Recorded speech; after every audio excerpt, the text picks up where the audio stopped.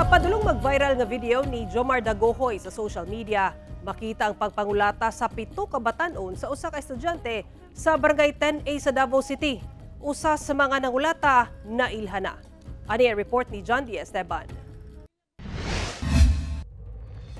Nakuhaan sa CCTV camera ang pagpangulata sa grupo sa mga batan-on sa usa ka estudyante. Sa mong video, anaa sa 7 ka batan-on ang nagtabang og kulata sa biktima sa Avancenia Street sa Barangay 10A, Davao City. Giadtuan sa GMA Regional TV 1 Mindanao ang lugar. Dinhi gawa sa usa ka tindahan na itabo ang pagpangulata. Among na istorya ang tag-iya sa tindahan, aban wala na siya miatubang sa kamera.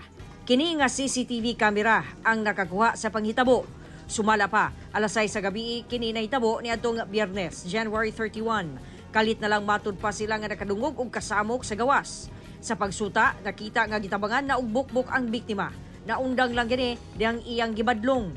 Sumala sa Davao City Police Office, gikan og eskwelahan ang biktima ug nagbaktas pa uli sa dihang pag-abot sa mong lugar didto na kini gitabangan og bukbok. Kining si alias Dodong ang usa sa mitabang nga mahatod balik sa eskwelahan ng biktima. Adto na ko diri nagdugo-dugo naman. Tabangan na nako siya. Ikuan ang pulis. Nakadagan naman to sila pagkulata. Itabangan pa adto nito sa eskwelahan. Unsa ang gigamit sa Knuckles. Knuckles ang gamit? O kuan, butik. Nailhan na sa kapulisan ng usa sa mga nangulata. Ginaila pa ang ubang kaubanan nini. Samtang nagparayo ng investigasyon sa kapulisan. Ginaswayan pa sa GMA Regional TV 1 Mindanao nga makuha ang pahayag sa pamilya sa biktima. Sumala sa mga residente, nga daghang kagubot na matud pa ang nahitabo sa mong lugar. Sagad mga batan-on ang nalambigit. Kasagaran man gud diri halos sa kasimana naaygoy mahitabo nga gubot. Kasagaran estudyante. Anta ka nang naay magrubing diri pirmi.